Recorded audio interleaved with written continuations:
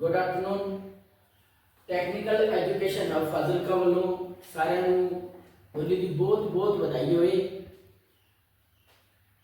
खुशी दे रंग जेडे है एक दूजे दे पाते रहो। तुहाडी जिंदगी दे विच भी जेडे खुशी दे रंग जेडे है हमेशा कायम रहन। ते खुशी दे रंग जेडे सदा महकदे रहन। ते होली के मौके ते सारे को बधाई देंदे हुए आप एक छोटी जी वीडियो लैके आए हैं ट्रांसफार्मर बारे।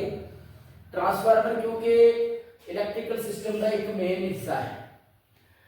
ट्रांसफार्मर बिजली जनरेशन तो लैके ते बिजली अपने घर तक पहुँचती है वो महत्वपूर्ण रोल अदा करता है। तो आप इस टॉपिक को बहुत ही थोरली पढ़ांगे और काफ़ी सारा जो है ये मतलब फोकस किया जाता है क्योंकि कोई भी एग्जाम है जो चाहे वो लाइनमैन है, चाहे एएससी से है या फिर जेई है या एई है, ट्रांसफार्मर के बीचों काफी क्वेश्चन दे रहे हैं आ रहे हैं। तो ट्रांसफार्मर एक मेन टॉपिक है, एक सिस्टम का एक बहुत ही जरूरी हिस्सा है इलेक्ट्रिकल सिस्टम का। तो आप ये बारे आज पढ़न जा रहे हैं। तो ट्रांसफार्मर का मतलब की है और इसका काम की है। तो आप सब तो पहला गल करांगे कि व्हाट इज ट्रांसफार्मर है। तो ट्रांसफार्मर की है कि ट्रांसफार्मर एक स्टैटिक डिवाइस है जो कि वोल्टेज के लेवल को घटाने या बढ़ाने लिए वरत्या जाता है। वोल्टेज का लेवल घटाता या बढ़ाता है। तो आप गल करेंगे किवें घटाता या बढ़ाता है। तो जिथे समझ लो कि आप जनरेटिंग प्लांट है जिथे बिजली पैदा हो रही है तो उत्थे 11 kV मेनली पैदा की जाती है। 11 kV जनरेशन वोल्टेज है उत्थे एक आप ट्रांसफार्मर लगा के स्टेप अप ट्रांसफार्मर लगा के उन्होंने आप फिर high voltage they which convert करते हैं, ट्रांसफर करते हैं और वो हाई वोल्टेज जी है अपने मेजर सबस्टेशन तक आती है। उत्थे लग्या ट्रांसफार्मर उन्होंने फिर स्टेप डाउन करता है जी 66 kV अलग अलग सबस्टेशन उत्थों जाती है और 66 kV सबस्टेशन से लग्या ट्रांसफार्मर उस 66 kV को 11 kV च कन्वर्ट कर देता है और वो 11 kV जी है वो अपने घर के बाहर तक मोहल्ले के बाहर तक खेतों तक पहुंच जाती है और उत्थे फिर अपना डिस्ट्रीब्यूशन ट्रांसफार्मर लगता है जरा फर्दर की करता है स्टेप डाउन करता है। वो 3 फेज उतो आप 3 फेज 415 वोल्ट के सिंगल फेज जी है वो 230 वोल्ट उतो आप लेने। तो ट्रांसफार्मर बिजली जनरेशन तो लैके अपने घर तक बिजली आती है उतो तक की एक मेन रोल अदा करता है। तो what is transformer? Transformer is a static device, एक स्थिर यंत्र है जो कि वोल्टेज के लेवल को घटाने या बढ़ाने लिए वरत्या जाता है। आप कहते हैं it is a static device यानी कि स्थिर यंत्र है। स्थिर यंत्र है कम की है वोल्टेज के लेवल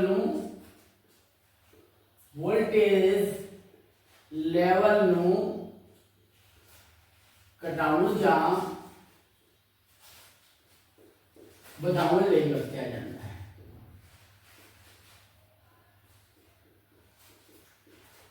वरत्या जाता है।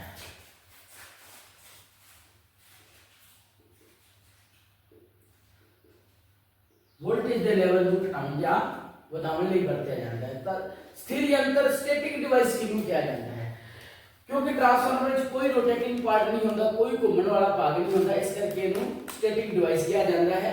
और घूमने वाला भाग ना होने करके ट्रांसफार्मर से फ्रिक्शन लॉस जड़े ने वो बिल्कुल नहीं होती क्योंकि फ्रिक्शन लॉस जड़े ने वो घूमने वाले पार्ट्स के विच होंदे ने जिवें अपने जनरेटर अल्टरनेटर दे विच होंदा है, मोटर दे विच होंदा है, इस विच फ्रिक्शन लॉस नहीं होता। तो हम ट्रांसफार्मर वोल्टेज के दा लेवल जेड़ा है वो घटाने या बढ़ाने लिए वरत्या जाता है। तो हम ट्रांसफार्मर किन्ना चीज़ों को बदलता है तो किन्ना नहीं बदलता। तो ट्रांसफार्मर जेड़ा है ट्रांसफार्मर दे विच आपां ये गल कि किन्ना चीज़ों को बदलता है या फिर नहीं बदलता। तो वो बदलता किवें देखो transformer they which mainly 2 windings होंदियां ने, एक प्राइमरी और एक सेकेंडरी वाइंडिंग। प्राइमरी वाइंडिंग आप उस वाइंडिंग को कहांगे जिहड़ी कि सप्लाई नाल कनेक्ट होवे और सेकेंडरी वाइंडिंग जिहड़ी लोड नाल कनेक्ट होवे। तो अब मेरे को फिगर बनाई है जो रेड कलर की शो हो रही है ये तुहाडे कोले अपनी प्राइमरी वाइंडिंग है। इस पासों ट्रांसफार्मर को सप्लाई दी जाती है और दूसरी साइड जी सेकेंडरी वाइंडिंग है ये तो सप्लाई आप लेने हैं। तो it is called primary winding की कहांगे ये है प्राइमरी वाइंडिंग। और लोड साइड वाली वाइंडिंग को कहांगे ਆਪਾਂ secondary winding. Secondary winding primary winding के सेकेंडरी वाइंडिंग। तो ट्रांसफार्मर इधर मान लो कि 11 केवी ਆਪਾਂ ਇਹਨੂੰ सप्लाई दी थी, तो इधर अपन कितनी मिलेगी 415 वोल्ट। तो एक ही होया वोल्टेज में इन्हें घटाया, तो स्टेप डाउन ट्रांसफार्मर हो गया। हुण के वोल्टेज ਨੂੰ ਤਾਂ ਇਹਨੇ बदल दिता, 11000 वोल्ट तो इन्हें 415 वोल्ट में बदल दिता, पर प्राइमरी टू सेकेंडरी कदे भी ट्रांसफार्मर की पावर नहीं बदलती। तो ट्रांसफार्मर किस ਨੂੰ नहीं बदलता, ट्रांसफार्मर विच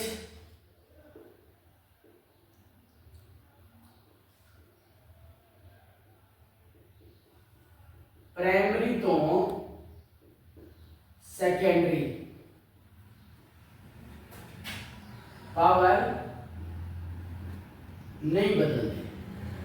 जिन्नी पावर प्राइमरी वाइंडिंग में होगी उन्नी ही पावर सेकेंडरी वाइंडिंग में होगी। कारण कि जेकर इधर 11 केवी साइड पे वोल्टेज ज्यादा है तो इथे करंट का मान घट होएगा, उस रेशियो दे विच जेकर वोल्टेज घट गई तो उस रेशियो दी करंट जेड़ा है लोड साइड ते बढ़ जाएगा। ते दोवां दा मल्टीपल करंट ते वोल्टेज दा मल्टीपल की हुंदा है अपने कोल पावर। तो टोटल पावर जेडी है प्राइमरी टू सेकेंडरी कदे भी चेंज नहीं होगी। दूसरा पॉइंट है कि ट्रांसफार्मर में कदे भी फ्रीक्वेंसी चेंज नहीं होगी प्राइमरी टू सेकेंडरी। तो फ्रीक्वेंसी ट्रांसफार्मर में प्राइमरी तो सेकेंडरी फ्रीक्वेंसी चेंज नहीं, फ्रीक्वेंसी नहीं बदलती। प्राइमरी तो सेकेंडरी में कदे भी फ्रीक्वेंसी नहीं बदलती, क्योंकि अपनी स्टैंडर्ड फ्रीक्वेंसी इंडिया की 50 हर्ट्ज है। तो प्राइमरी साइड पे 50 हर्ट्ज है, तो सेकेंडरी साइड दे विच भी 50 हर्ट्ज है। ਤੁਸੀਂ एग्जांपल ले सकते हो अपने घरां दे विच जेहड़ी बिजली आंदी है उत्थे फ्रीक्वेंसी मीटर नाल फ्रीक्वेंसी चेक करो 50 हर्ट्ज होएगी। पावर स्टेशन ते जाओगे उत्थे कितनी होएगी ਤੁਹਾਡੀ 50 हर्ट्ज ही फ्रीक्वेंसी मिलेगी। तो प्राइमरी तो सेकेंडरी ट्रांसफार्मर कभी भी फ्रीक्वेंसी चेंज नहीं करता। थर्ड पॉइंट है जो नहीं चेंज करेगा वो है main flux. Transformer is a constant flux device. Transformer एक कांस्टेंट फ्लक्स डिवाइस है। प्राइमरी तो सेकेंडरी तक जाते जाते फ्लक्स कभी भी चेंज नहीं होती। ट्रांसफार्मर विच प्राइमरी तो सेकेंडरी फ्लक्स नहीं बदलती, फ्लक्स कभी भी नहीं बदलती। तो एक और पॉइंट है कि ट्रांसफार्मर दे विच प्राइमरी ते सेकेंडरी जेडी है प्रति टर्न वोल्टेज जितनी वोल्टेज इस टर्न की एक दी है उन्नी ही इस टर्न की वोल्टेज रहेगी। तो प्राइमरी तो सेकेंडरी प्रति टर्न वोल्टेज भी ट्रांसफार्मर की कदे भी नहीं बदलती। प्रति टर्न वोल्टेज कदे नहीं बदलती। यानी कि जेकर इस साइड की हर एक की यदि वोल्ट 2 वोल्ट है तो इथे भी की रहेगी इस टर्म की वोल्टेज भी 2 वोल्ट ही रहेगी। फिर अपनी वोल्टेज चेंज किस तरह हो जाती है ਉਹਦਾ कारण है कि टर्ना की संख्या देना। तो ये मेन पॉइंट ने जिहदे च ट्रांसफार्मर जिन्हां नूं नहीं बदलता। तो क्वेश्चन आ जाता है कि ट्रांसफार्मर स्टेप अप और step down the voltage without changing frequency, without changing power, without changing main flux, without changing पर टर्न वोल्टेज। तो ये चीज़ ट्रांसफार्मर में कदे नहीं बदलती। फिर बदलता क्यों है, एक तो वोल्टेज और फिर नाल ही नाल आप कहेंगे करंट नूं भी बदल जाता है। करंट प्राइमरी तो सेकेंडरी बदल जाता है। तो वोल्टेज बदल जाती है, करंट बदल जाता है, ये दो चीज़ां बदल जांदियां ने, बट ये चार जो पैरामीटर्स ने ये कभी भी ट्रांसफार्मर विच नहीं बदलते। तो ट्रांसफार्मर इन्हां चीज़ों को बदले बिना पावर ट्रांसफर करता है प्राइमरी टू सेकेंडरी। हुण गल करांगे प्राइमरी, बार-बार शब्द बोल रहा मैं, तो इसे क्लियर कर लिए प्राइमरी वाइंडिंग केड़ी वाइंडिंग है जो कि सप्लाई नाल कनेक्टेड होवे, which is connected to supply, जो सप्लाई नाल जुड़ी हुई that is called primary winding. और which is connected to load, जो लोड नाल जुड़ी होवे उसनु कहांगे सेकेंडरी वोल्टेज, जो लोड नाल जुड़ी होवे।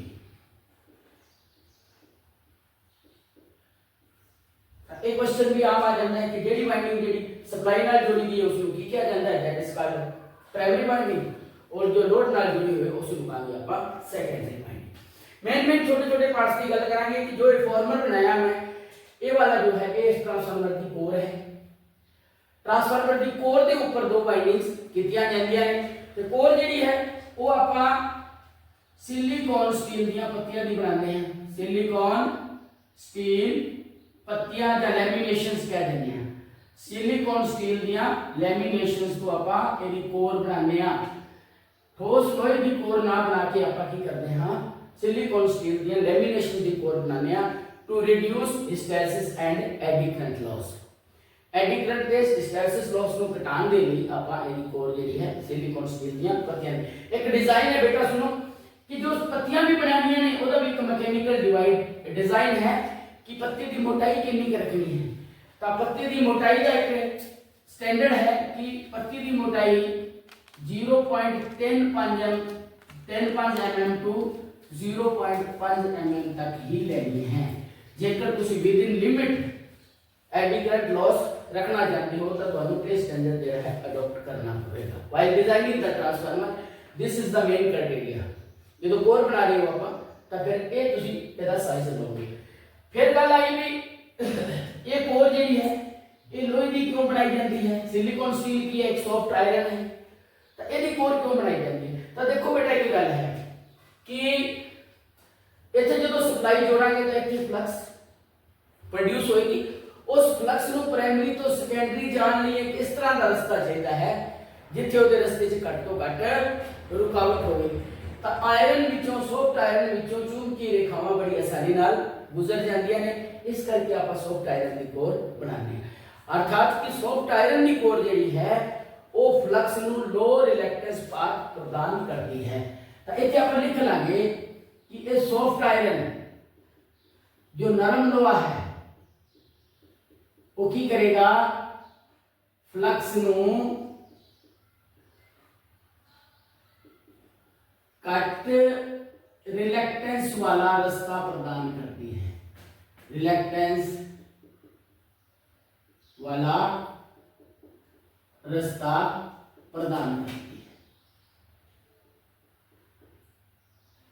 जेकर आपां कोर जिहड़ी है वो बनावांगे सॉफ्ट आयरन दी तां जिहड़ी फ्लक्स के रास्ते विच की है रुकावट पैदा घट तो घट होएगी और फ्लक्स ईजिली जिहड़ी है फ्लो करेगी।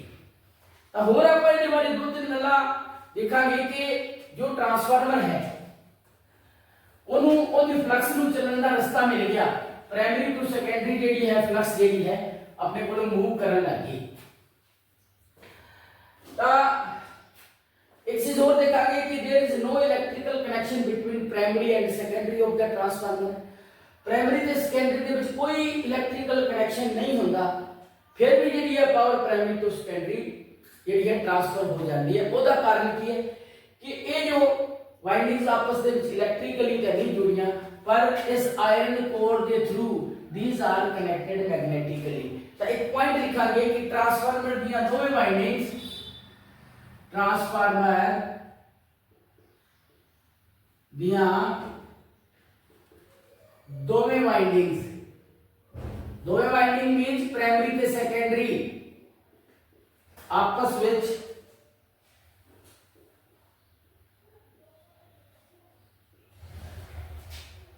इलेक्ट्रिकली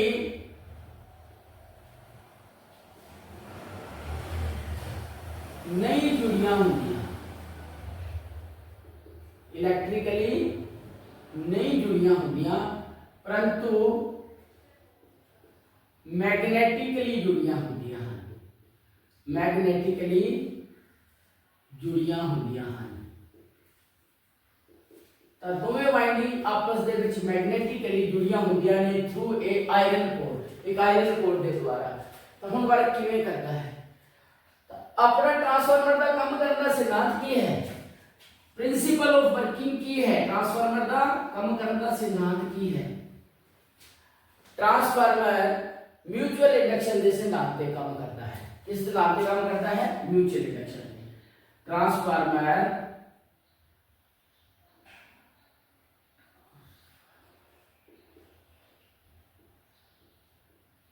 म्यूचुअल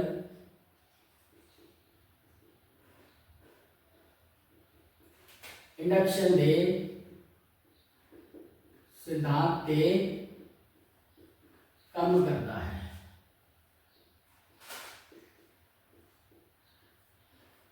म्यूचुअल इंडक्शन का मतलब कि जो फ्लक्स एक कॉइल में चेंज होवे तो ईएमएफ नाल दी कॉइल दे विच भी पैदा हो जाए ये आप फैराडे दे दो नियम पढ़े सी कि सेल्फ इंडक्शन ते म्यूचुअल इंडक्शन सेल्फ इंडक्शन का मतलब ऐसे कॉइल दे विच फ्लक्स चेंज हो रही है और ऐसे विच ईएमएफ पैदा होता है सेल्फ जेकर इस विच फ्लक्स चेंज करन नाल वो फ्लक्स दूसरी वाइंडिंग नु भी लिंक करती है और ऐसे विच भी ईएमएफ इंड्यूस हो जाती है that is your mutual induction ता प्रिंसिपल ऑफ वर्किंग की है ट्रांसफार्मर का म्यूचुअल इंडक्शन ता ट्रांसफार्मर जेड़ा है फैराडे दे म्यूचुअल इंडक्शन दे सिद्धांत पे काम करता है एक अपने कोल ऑटो ट्रांसफार्मर है ऑटो ट्रांसफार्मर में सिर्फ की है इको वाइंडिंग होती है वो सेल्फ इंडक्शन दे सिद्धांत पे काम करता है ता ट्रांसफार्मर दी जो बेसिक है बेसिक दे विच आपा ये चीज़ां जरूर सीखांगे कि ट्रांसफार्मर जेड़ा है किहड़े सिद्धांत पे काम करता है प्राइमरी वाइंडिंग केड़ी है सेकेंडरी वाइंडिंग केड़ी है तो इन्हां चीज़ां नूं आपां नोट करना है ठीक है अगला आता है भी अपन थोड़ा जिहा होर देखिए तो जो प्राइमरी वाइंडिंग है प्राइमरी वाइंडिंग दी एक टर्म्स दिखाईयां गईयां ने प्राइमरी वाइंडिंग दी टर्नां नूं मैं कह दिया एनपी और इहदे च जेड़ा करंट फ्लो कर रहा है ओनूं कह दिया आईपी और इहदे च जेड़ी ईएमएफ इंड्यूस्ड है या वोल्टेज है वो ईएमएफ ਨੂੰ मैं कह दिया ईपी ਤਾਂ जो प्राइमरी साइड के पैरामीटर्स ने उन्होंने मैं नोट किया number of turns NP current जेड़ा होएगा वो की होएगा आईपी और वोल्टेज इंड्यूस होएगी दैट इज ईपी तो सेकेंडरी ਦੇ ਵਿੱਚ ਜਿਹੜਾ ਟਰਨਸ ਹੋਣਗੀਆਂ ਉਹਨਾਂ ਨੂੰ ਕਹਾਂਗੇ ਆਪਾਂ एनएस करंट ਨੂੰ ਕਹਾਂਗੇ एनआईएस और जो ਤੁਹਾਡੀ वोल्टेज होएगी ਉਹਨੂੰ ਕਹਾਂਗੇ ईएस तो आप नोट किया कि प्राइमरी टर्मिनल की संख्या प्राइमरी करंट प्राइमरी दी voltage in the similar way secondary terminal की संख्या सेकेंडरी करंट दे सेकेंडरी वोल्टेज तो इन्हां तो अपन में मिलता है ट्रांसफॉर्मेशन रेशियो तो what is transformation ratio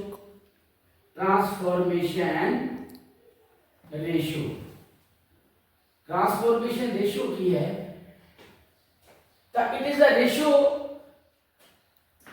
of secondary number of turns बटा प्राइमरी नंबर ऑफ टर्न्स तो इस तरह लिखांगे सेकेंडरी नंबर ऑफ टर्न्स बटा primary number of turns equal to secondary voltage बटा primary voltage but current will be opposite primary current upon secondary current equal to के जो इन्हां दी रेशियो जेडी है वो की देखो लिखनी आपां के ये तो आपको पता लग जाएगा ट्रांसफॉर्मेशन रेशियो तो ये ट्रांसफॉर्मेशन स्टेप अप है या स्टेप डाउन है तो जेकर k दा मान if k is greater than 1 k दा मान जेकर ਤੁਹਾਡੇ ਕੋਲੇ ग्रेटर देन 1 आंदा है तो ਤੁਹਾਡਾ ट्रांसफॉर्मर होएगा स्टेप अप केड़ा ट्रांसफॉर्मर होएगा स्टेप अप ट्रांसफॉर्मर ठीक है जेकर k दा मान एक तो घट आ रहा है इट मींस ਤੁਹਾਡਾ ट्रांसफार्मर है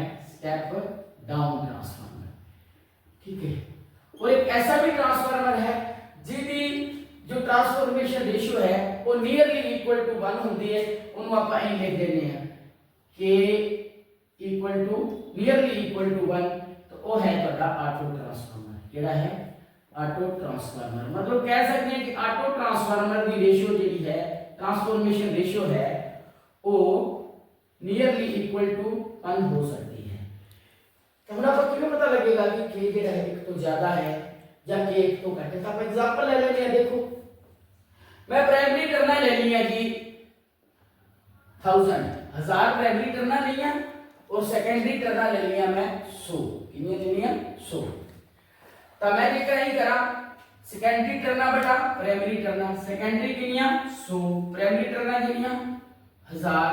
तो मेरे को जो रेशियो आएगी वो 1/10 आ गई। तो 1/10 की है, एक तो छोटा है, एक तो छोटा है, इट मींस की है कि ये ਤੁਹਾਡਾ ट्रांसफॉर्मर जो दिखाया गया है वो स्टेप डाउन ट्रांसफार्मर है, क्योंकि मेरी ट्रांसफॉर्मेशन रेशियो जो है वो तो घट आ रही है। इन द सिमिलर वे जेकर मैं कहूं भाई मेरी सेकेंडरी की वोल्टेज जी है वो तो है 11000 वोल्ट और प्राइमरी की वोल्टेज जी है वो मेरे को सिर्फ है 1100 वोल्ट। तो मैं यदि ट्रांसफॉर्मेशन रेशियो करने की कोशिश करना ES बटा ये ES, दिस इज EP। तो ES बटा EP, ES बटा EP, ES कितनी सी 11000 और A कितनी सी 1100। तो ये आ जाएगा मेरे को 10। तो हुन की होया कि मेरे को K दा मान जेड़ा है वो आया 10। K दा मान 10 है, it means it is greater than 1। तो it is a step up transformer. तो आपा ट्रांसफार्मर रेशियो तो बड़ी एक इंफॉर्मेशन कर रहे हैं बहुत इंपॉर्टेंट कि जेकर ਤੁਹਾਡਾ ट्रांसफार्मर रेशियो K है ਉਹਦਾ मान एक तो ਵੱਧ ਆਵੇਗਾ ट्रांसफार्मर ਤੁਹਾਡਾ स्टेप अप ਹੋਏਗਾ और जेकर एक तो घट आवेगा ट्रांसफार्मर ਜਿਹੜਾ ਹੈ ਤੁਹਾਡਾ स्टेप डाउन ਹੋਏਗਾ और नियरली इक्वल आवेगा, एक ਦੇ इक्वल आवे बिल्कुल ਤਾਂ ਉਹ ਤੁਹਾਡਾ ट्रांसफार्मर ਹੋਏਗਾ ऑटो ट्रांसफार्मर।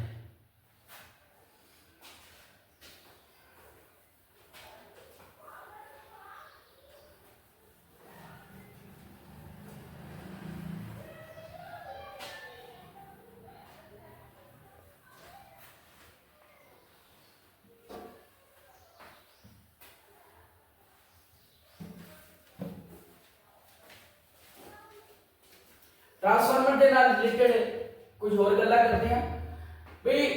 जो ट्रांसफार्मर अपने सबस्टेशन पे लग गया होता है या जनरेटिंग प्लांट के ऊपर लग गया होता है, एक ट्रांसफार्मर अपने घर के बाहर फैक्ट्रियां के बाहर लग गया होता है, उन्हें ट्रांसफार्मर की डिफरेंस है। तो जो ट्रांसफार्मर ਤੁਹਾਡੇ ਕੋਲੇ जनरेटिंग प्लांट के ऊपर लग गया होता है उसਨੂੰ कहने ਆਪਾਂ पावर ट्रांसफार्मर। ਕਿਹੜਾ पावर ट्रांसफार्मर। ए वाला ट्रांसफार्मर जेड़ा है ਤੁਹਾਡਾ जो है कितने लगेगा पावर ट्रांसफार्मर जनरेटिंग प्लांट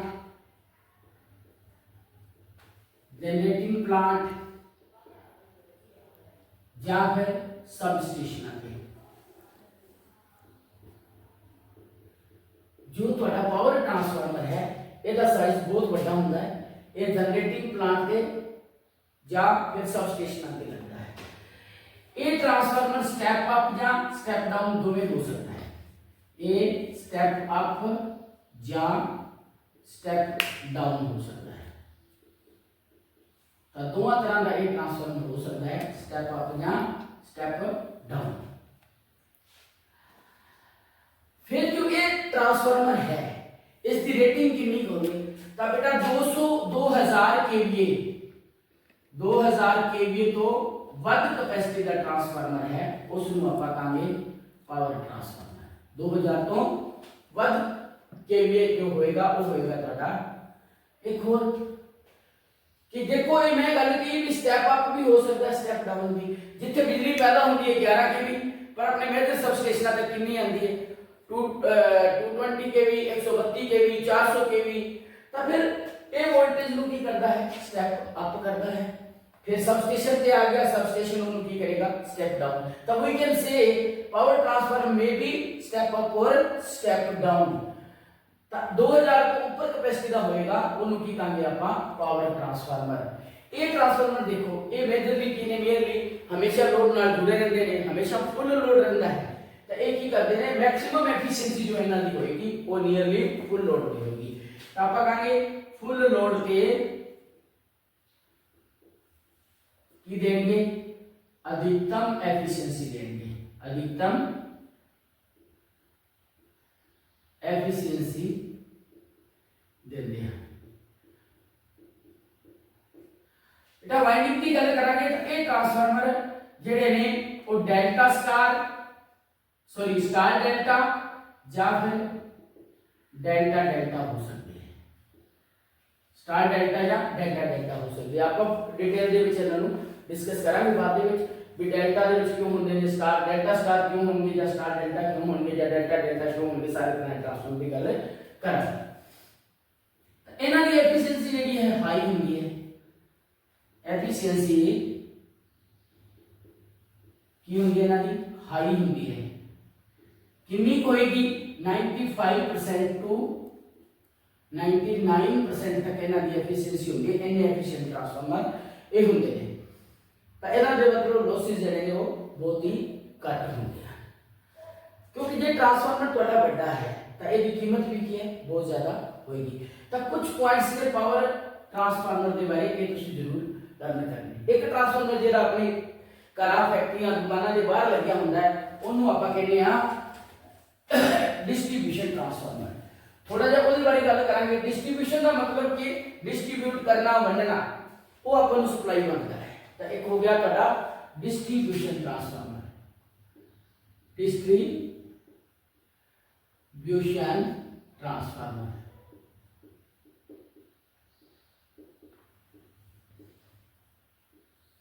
तो डिस्ट्रीब्यूशन ट्रांसफार्मर कितने लगता है, सप्लाई कितने मिलती है, घरां दुकानां फैक्ट्रियां या फिर खेती बाड़ी। तो अपने घरां के बाहर लग गया ट्रांसफार्मर, गली बल्ले से लग गया ट्रांसफार्मर, तुहाडा हुंदा है डिस्ट्रीब्यूशन ट्रांसफार्मर। तुहाडे खेत दे विच जिस तो तुहाडी पानी वाली मोटर चलती है वो ट्रांसफार्मर तुहाडा डिस्ट्रीब्यूशन ट्रांसफार्मर है।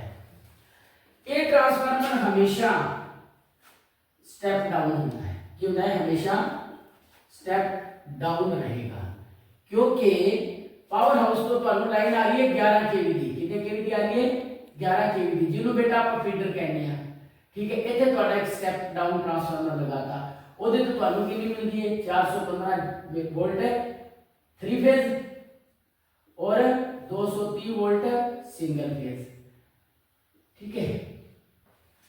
इस तरह अपन इस तो ये मतलब ट्रांसफार्मर हमेशा हमेशा की होता है स्टेप डाउन होता है।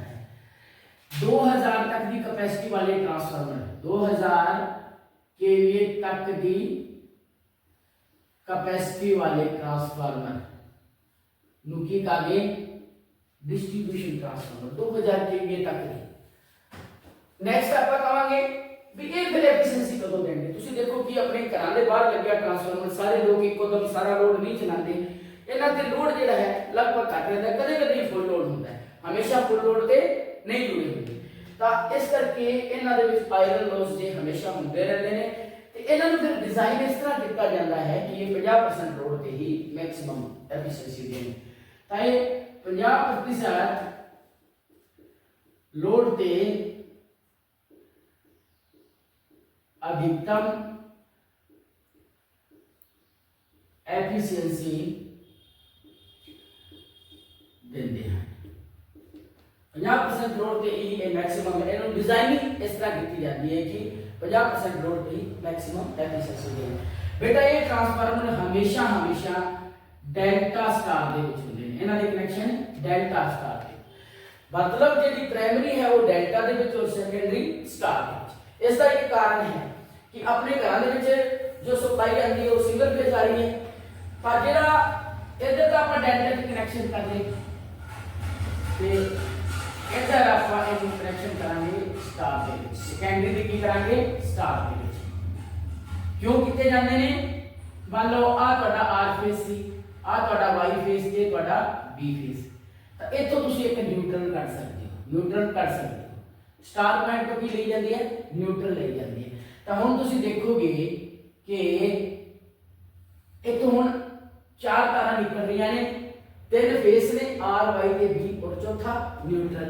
हुण इसकी एडवांटेज है कि जेकर किसी ने घर की सप्लाई नहीं थोड़ा बहुता लोड लेना है, थोड़ा बहुता लोड लेना है घर की सप्लाई वास्ते, तो एक न्यूट्रल दे जाएंगे, उन्हें एक फेस दे जाएंगे, सिंगल फेस सप्लाई आ जाएगी।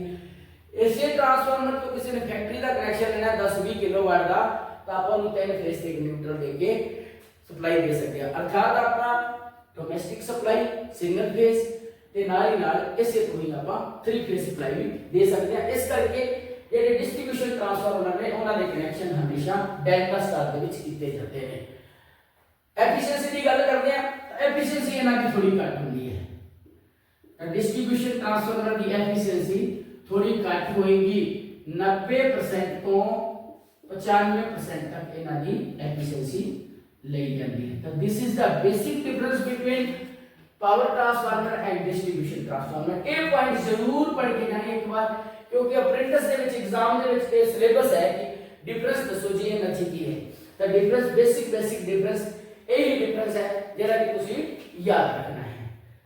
नेक्स्ट आप थोड़ा जिहा टॉपिक ਨੂੰ ਹੋਰ ਅੱਗੇ ਲੈ ਕੇ ਜਾਵਾਂਗੇ, ट्रांसफार्मर ਦੇ छोटे छोटे पार्ट्स की गल करांगे। ਤਾਂ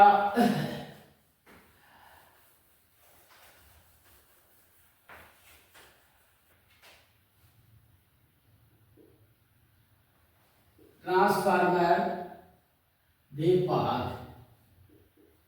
ਤਾਂ ਅੱਜ ਇਸ ਟੌਪਿਕ ਦੇ ਵਿੱਚ ਆਪਾਂ ट्रांसफार्मर ਦੇ ਕੁਝ ਭਾਗਾਂ ਦੀ ਗੱਲ ਕਰਾਂਗੇ ਕਿ ट्रांसफार्मर ਦੇ ਵਿੱਚ ਕਿਹੜੇ-ਕਿਹੜੇ ਪਾਰਟਸ ਹੋਣਗੇ। ਤਾਂ ट्रांसफार्मर ਦਾ ਮੇਨ ਪਾਰਟ ਜਿਹੜਾ ਹੈ ਉਹ ਹੁੰਦਾ ਹੈ ਉਹਦਾ tank. Transformer tank, transformer tank.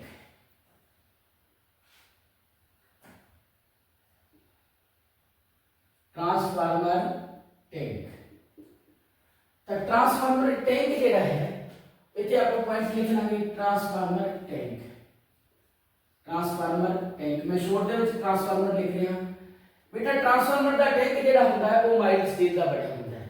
किसदा बनिया होगा क्वेश्चन आ गए तो ये बनिया हुंदा है माइल्ड स्टील दा। तो ट्रांसफार्मर दे टैंक दे अंदर की हुंदा है, एक हुंदा है ट्रांसफार्मर ऑयल, एक होंदियां ने वाइंडिंग, एक होंदी है ट्रांसफार्मर की कोर ते उन्हां दे ऊपर फिर इंसुलेशन। तो इस तो बिना टैंक के अंदर कुछ नहीं होता। ट्रांसफार्मर ऑयल के नाल ही पूरा भरिया होएगा।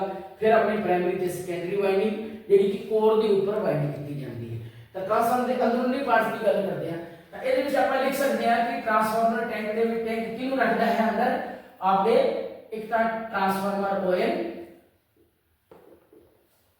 कोर एंड वाइंडिंग, तीन चीजें। तो हुण आप इस तो बाद दूसरी गल करांगे कोर की। तो ट्रांसफार्मर की कोर जेडी है वो चुंबकी पदार्थ की बनाई जाती है। केड़ा होवे मैग्नेटिक मटीरियल यूज करते हैं। मैग्नेटिक मटीरियल चुंबकी पदार्थ क्यों यूज करते हैं ताकि फ्लक्स इजीली फ्लो हो सके। और मेनली आप कोर बनाने हैं वो बनाने हैं सिलिकॉन स्टील दी पत्तियां, सिलिकॉन स्टील दी पत्तियां। तो सिलिकॉन स्टील दी पत्तियां की कोर क्यों बनाने हैं आप पहले ही मैं दस चुका कि हिस्टैरिसिस ते डिफरेंट लॉस नु कट कर लिया। आप कोर सिलिकॉन स्टील दी पत्तियां दी बनावांगे। जदों आप सॉफ्ट आयरन दे विच जो ਤੁਹਾਡਾ सॉफ्ट आयरन है ਇਹਦੇ ਵਿੱਚ 2% ਤੋਂ 5% तक सिलिकॉन मिलाइए। ਇਹਨਾਂ ਦਾ ਆਪਾਂ ਇਹਦੇ ਵਿੱਚ ਕੀ ਮਿਲਾ ਦਿੰਨੇ ਆ सिलिकॉन। ਤਾਂ ਤੁਹਾਡਾ ਉਹ ਬਣ ਜਾਂਦਾ ਹੈ सिलिकॉन स्टील। और सिलिकॉन स्टील ਦੀ ਕੋਰ ਬਣਾਉਣ ਨਾਲ हिस्टैरिसिस लॉस ਘਟ ਜਾਂਦੇ ਨੇ। ਜੇਕਰ ਉਸੇ ਦੀਆਂ ਪੱਤੀਆਂ ਬਣਾ ਲਈਏ ਲੈਮੀਨੇਸ਼ਨ ਜਿਹਨਾਂ ਨੂੰ ਕਹਿੰਦੇ ਆ ਤਾਂ ਉਹ ਕੀ ਹੋ ਜਾਂਦੇ ਨੇ ਆਪਣੇ ਕੋਲੇ ਐਡੀਕੈਂਟ लॉस भी ਘਟ ਜਾਂਦੇ ਨੇ। ਤਾਂ ਇਹ ਆਪਾਂ ਬਣਾਣੀ ਹੈ सिलिकॉन स्टील ਦੀਆਂ पत्तियां की कोर बनाई जाती है। पत्ती का साइज आप पहले भी मैं दस चुका पत्ती का साइज की होवे 0.35 mm टू 0.5 mm। तो ठोस लोहे की कोर ना बना के आप बनाने पतलियां पतलियां पत्तियां की कोर बनाने। क्यों एक पत्ती रही ओनू ऊपरों लेमिनेट किया वार्निश की लेयर नाल। तो किदे नाल करना है लेमिनेट करना है वार्निश लेयर नाल। वार्निश लेयर या इनेमल कह देंगे कई बार। वार्निश की लेयर के नाल इन्हें ऊपर भी कर दो इंसुलेट कर दो उस दे ऊपर दूसरी कोर इस तरह प्रेस करके फिर अपने कोले पूरे ट्रांसफार्मर की कोर बनाई जाती है। और कोर के ऊपर की करते हैं आप फिर वाइंडिंग करते हैं। तो तीसरा आ जाता अपना वाइंडिंग। वाइंडिंग वाइंडिंग आजकल 100 केवी तक के ट्रांसफार्मर के लिए वाइंडिंग मटेरियल आप आजकल जेड़ा आ रहा है ट्रेंड है 100 केवी तक दे ट्रांसफार्मर ਲਈ वाइंडिंग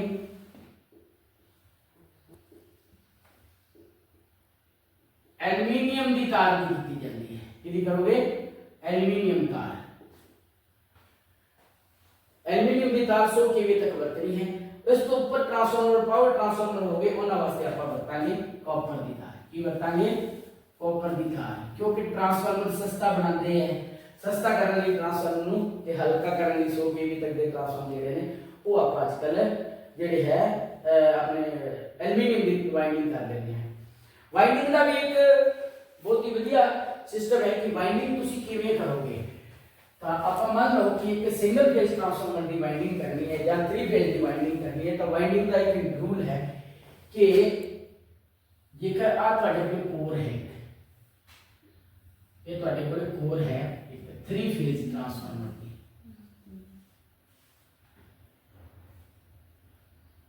तो ये 3 लिंक होंगे। तो जेकर 3 फेज ट्रांसफार्मर बनाना है तो 3 प्राइमरी वाइंडिंग्स ते 3 सेकेंडरी वाइंडिंग। तो जदों तुसी ਇਹਦੀ ਵਾਈਂਡਿੰਗ ਕਰਨੀ ਹੈ ਤਾਂ ਇਹਦੀ ਲੋ ਵੋਲਟੇਜ ਵਾਈਂਡਿੰਗ ਜਿਹੜੀ ਹੈ, ਘੱਟ ਵੋਲਟੇਜ ਵਾਲੀ ਵਾਈਂਡਿੰਗ ਜਿਹੜੀ ਹੈ, ਉਹਨੂੰ ਕੀ ਕਰਨਾ ਹੈ ਕੋਰ ਦੇ ਨੇੜੇ। ਪਹਿਲਾ ਕੋਰ ਦੇ ਉੱਪਰ ਕੀ ਕਰੋਗੇ ਐਨਬੀ ਵਾਈਂਡਿੰਗ, और ਉਹਨੂੰ ਕੀ ਕਰਨਾ ਹੈ ਇਨਸੂਲੇਟ ਕਰਨਾ ਹੈ। ਇਨਸੂਲੇਟ ਕਰਨ ਤੋਂ ਬਾਅਦ ਜੋ ਮੈਂ ਰੈੱਡ ਕਲਰ ਨਾਲ ਦਿਖਾ ਰਿਹਾ ਇਹ ਤੁਹਾਡੀ ਹੋਗੀ ਹਾਈ ਵੋਲਟੇਜ ਵਾਈਂਡਿੰਗ ਐਚਵੀ ਵਾਈਂਡਿੰਗ। ये क्यों करते हैं? एक क्वेश्चन आता है कि low voltage winding is always near the core and high voltage above the low winding. तो पहले आप कोर दे नेड़े लो वोल्टेज वाइंडिंग करने का कारण देखते हैं। देखो बेटा जेकर आप इतने हाई वोल्टेज वाइंडिंग कर देते तो जी इंसुलेशन चढ़ानी सी वो इंसुलेशन की परत आपको मोटी चढ़ानी पैनी सी, इंसुलेशन करनी भी की हाई वोल्टेज नूं औखा सी। तो इस वास्ते आप की कीता भी इंसुलेशन जरा अपना आसानी नाल होए ते ज्यादा देर तक टिके, तो आप की करते हैं लो वोल्टेज वाइंडिंग जी है वो कोर के नेड़े करके पहला और उसको इंसुलेट करके उसके ऊपर हाई वोल्टेज वाइंडिंग कर देते हैं। तो इतने लिखांगे कि लो वोल्टेज वाइंडिंग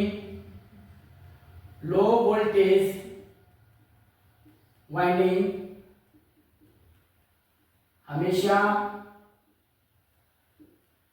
कोर दे नेड़े कीती जाती है, कोर दे नेड़े कीती जाती है। अते एचवी वाइंडिंग एलवी वाइंडिंग दे ऊपर कीती जाती है। कारण लिखांगे थे, रीजन लिख लो भी ਇਹਦਾ रीजन की है। तुसी इन्ना ही लिखोगे एलवी वाइंडिंग नु इंसुलेट करना आसान अते सस्ता है। इंसुलेट करना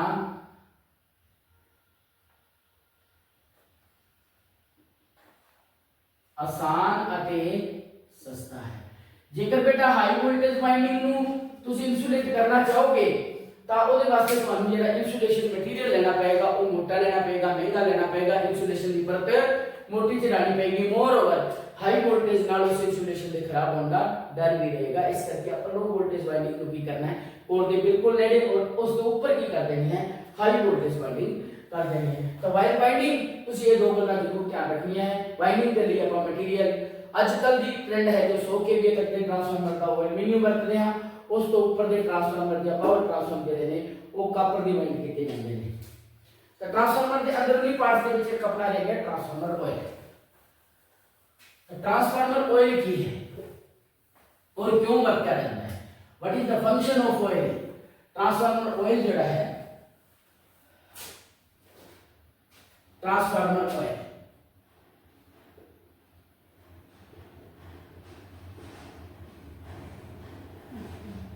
ट्रांसफार्मर ऑयल एक खनिज तेल है, मिनरल ऑयल है, मिनरल ऑयल या खनिज तेल या फिर इन्हों बेटा नैफ्था ऑयल भी कहता है। नैफ्था ऑयल क्या जाता है नैफ्था। ट्रांसफार्मर का पूरा टैंक जो मेन टैंक है, ट्रांसफार्मर का पूरा टैंक जिदे की होंदा है अपने कोले कोर होंदी है ते वाइंडिंग होंदी है। ये पूरे का पूरा टैंक जिहड़ा है तेल नाल भरिया होंदा है। ट्रांसफार्मर ऑयल दे नाल एक टैंक जिहड़ा है भरिया होंदा है। ਇਹਦੇ ਵਿੱਚ ਹੀ ਤੁਹਾਡੀ ਕੋਰ ਹੁੰਦੀ ਹੈ ਤੇ ਇਹਦੇ ਵਿੱਚ ਹੀ ਤੁਹਾਡੀ ਪ੍ਰਾਇਮਰੀ ਤੇ ਸੈਕੰਡਰੀ ਵਾਈਂਡਿੰਗ ਹਮੇਸ਼ਾ ਜੁੜੀਆਂ ਰਹਿੰਦੀਆਂ ਨੇ। ਤਾਂ ਇਹ तेल का काम की है, फंक्शन ऑफ ट्रांसफार्मर ऑयल की है, फंक्शन की है ਇਹਦਾ फंक्शन है कि ट्रांसफार्मर ਜਦੋਂ वर्क कर रहा ਹੁੰਦਾ ऑपरेट कर रहा ਹੁੰਦਾ ਤਾਂ ट्रांसफार्मर ਦੀ ਜਿਹੜੀ ਕੋਰ ਹੈ ਤੇ ਵਾਈਂਡਿੰਗ ਹੈ ਉਹ ਬਹੁਤ ਜ਼ਿਆਦਾ ਗਰਮ ਹੋ ਜਾਂਦੀ ਹੈ। ਜੇਕਰ ਉਹਨੂੰ ਠੰਡਾ ਨਾ ਕੀਤਾ ਜਾਵੇ ਤਾਂ ट्रांसफार्मर ਤੁਹਾਡਾ ਸੜ ਜਾਏਗਾ। ਤਾਂ ट्रांसफार्मर ऑयल ਕੀ ਕਰਦਾ ਹੈ, ट्रांसफार्मर ऑयल ਵਾਈਂਡਿੰਗ ਅਤੇ ਕੋਰ ਨੂੰ ਠੰਡਾ ਰੱਖਦਾ ਹੈ। ਇਨ ਐਡੀਸ਼ਨ वाइंडिंग ते कोर ਨੂੰ ਠੰਡਾ ਤਾਂ ਰੱਖਦਾ ਹੀ ਰੱਖਦਾ ਹੈ, ਪ੍ਰਾਇਮਰੀ ਤੇ ਸੈਕੰਡਰੀ ਦੇ ਵਿਚਾਲੇ ਇੱਕ ਐਡੀਸ਼ਨਲ ਇਨਸੂਲੇਸ਼ਨ ਦਾ ਵੀ ਕੰਮ ਕਰਦਾ ਹੈ। ਤਾਂ ਫੰਕਸ਼ਨ ਕੀ ਹੈ, ਕੋਰ ਅਤੇ ਵਾਈਂਡਿੰਗ ਨੂੰ ਠੰਡਾ ਰੱਖਣਾ ਅਤੇ ਐਡੀਸ਼ਨਲ ਇਨਸੂਲੇਸ਼ਨ ਦੇਣਾ, ਐਡੀਸ਼ਨल इंसुलेशन प्रदान करना।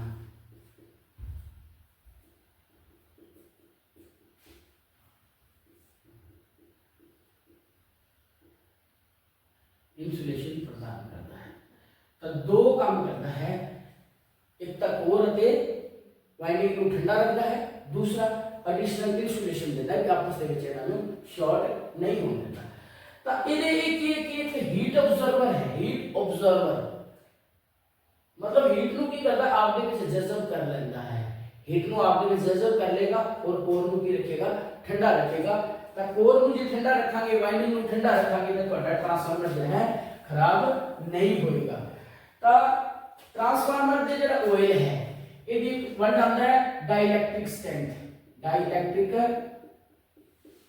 ਤਾਕਤ, ਡਾਈਲੈਕਟ੍ਰਿਕ ਤਾਕਤ ट्रांसफार्मर ऑयल की डाइलेक्ट्रिक ताकत कितनी होती है। तो डाइलेक्ट्रिक ताकत का मतलब है कि जिस वोल्टेज तक कोई चीज खराब ना हो, कोई वोल्टेज का लेवल जिस तक ये टूटे ना, खराब ना हो, तो उनकी कहने हैं डाइलेक्ट्रिक ताकत। तो ये ट्रांसफार्मर ऑयल की जी डाइलेक्ट्रिक ताकत है वो 33 kV पर mm है, कितनी है 33 kV पर mm। ਇਹਦਾ मतलब ਕੀ ਹੈ, ਇਹਦਾ मतलब है कि जैसे आप दो इलेक्ट्रोड ले लिए, जेकर आप दो इलेक्ट्रोड ले लिए, ਇਹਦੇ ਵਿਚਾਲੇ 1 mm ਦਾ ਗੈਪ ਰੱਖ ਲਈਏ, ਕਿੰਨਾ ਗੈਪ ਰੱਖੀਏ 1 mm ਦਾ ਗੈਪ, ਇਹਨੂੰ ਆਪਾਂ ਸਪਲਾਈ ਨਾਲ ਜੋੜ ਦਈਏ। ਜੇ ਮੰਨ ਲਓ ਇਹਨੂੰ ਆਪਾਂ ਸਿਸਟਮ ਨੂੰ ਸਪਲਾਈ ਨਾਲ ਜੋੜਤਾ, ਤਾਂ ਹੁਣ ਇੱਥੇ ਮੈਂ ਕਰਤਾ ਟ੍ਰਾਂਸਫਾਰਮਰ ਆਇਲ, ਕੀ ਕਰਤਾ ਟ੍ਰਾਂਸਫਾਰਮਰ ਆਇਲ, ਹੁਣ ਗੈਪ ਕਿੰਨਾ ਹੈ 1 mm। ਤਾਂ ਇੱਥੇ ਜਦੋਂ ਆਪਾਂ ਸਪਲਾਈ ਦੇਾਂਗੇ ਵੋਲਟੇਜ ਵਧਾਈ ਜਾਣਾ ਤਾਂ 33 kV ਤੱਕ 1 mm ਦਾ ਗੈਪ ਜਿਹੜਾ ਹੈ नहीं टूटता, अर्थात ये दोनों इलेक्ट्रोड आपस ਦੇ ਵਿੱਚ ਸ਼ਾਰਟ ਨਹੀਂ ਹੁੰਦੇ 33 kV ਤੱਕ। ਤਾਂ 33 kV ਤੋਂ ਬਾਅਦ ਦੇ ਵਿੱਚ ਹੀ ਜਾ ਕੇ ਸ਼ਾਰਟ ਹੁੰਦੇ ਨੇ। ਇਸ ਲਈ ट्रांसफार्मर ऑयल ਦੀ ਡਾਈਲੈਕਟ੍ਰਿਕ ਤਾਕਤ ਕਿੰਨੀ ਹੈ 33 kV ਪਰ mm। ਤਾਂ ਜ਼ਿਆਦਾ ਡਾਈਲੈਕਟ੍ਰਿਕ ਤਾਕਤ ਹੋਣ ਕਾਰਨ ਤਾਂ ਤੇ ਦੂਸਰੀ ਗੱਲ ਇਹਨੂੰ ਜਲਦੀ ਅੱਗ ਨਹੀਂ ਲੱਗਦੀ, ਇਨਫਲੇਮੇਬਲ, ਨॉन इनफ्लेमेबल, ਅੱਗ ਨਾ ਲੱਗਣ ਵਾਲਾ ਹੈ, ਅੱਗ ਨਹੀਂ ਲੱਗਦੀ ਕਿਉਂਕਿ ਇਸ ਦਾ बॉइलिंग पॉइंट ही बहुत ज्यादा हाई होता है, 424 डिग्री, 424 तो 25 डिग्री तक ਇਹਦਾ बॉइलिंग पॉइंट होता है और बहुत बढ़िया इंसुलेटिंग मटेरियल है। तो आप ਇਹਦੀ कुछ प्रॉपर्टीज कर लेने हैं, देख लेने हैं भाई ਜਿਹੜਾ ਤੁਹਾਡਾ ट्रांसफार्मर ऑयल है ਉਹਦੇ ਵਿੱਚ ਕੀ ਗੁਣ ਹੋਣੇ ਚਾਹੀਦੇ ਹਨ ਕਿ ਜਿਹੜਾ ਤੁਸੀਂ ਯੂਜ਼ ਕਰ ਰਹੇ ਹੋ। Properties of transformer oil, properties of transformer oil भी की गुण होने। पहला गुण तो यह होए भी ये हीट नू ऑब्जर्व करने वाला होवे, heat observer, heat observe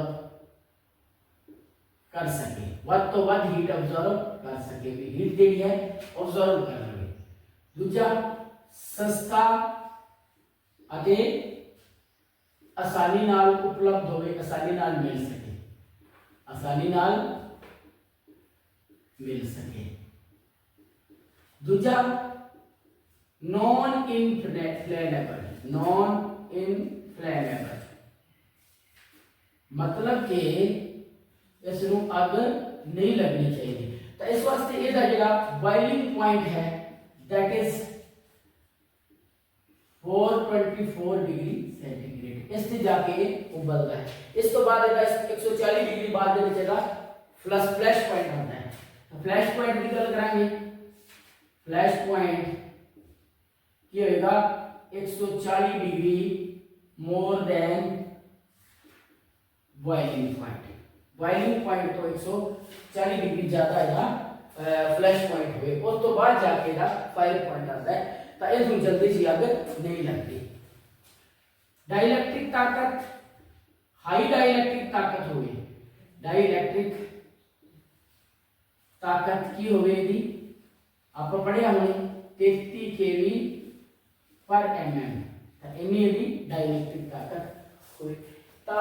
These are the some properties of transformer oil कि ट्रांसफार्मर जेड़ा ऑयल तुसी वरत रहे हो वो की है ਤੁਹਾਡਾ ਉਹਦੇ ਚ प्रॉपर्टीज होन। एक और मेन प्रॉपर्टीज कर लो भी ਇਹਦੇ ਚ कोई भी अशुद्धियां ना हो, इंप्योरिटीज ना होवे, ਤਾਂ ਇਸ ਵਿੱਚ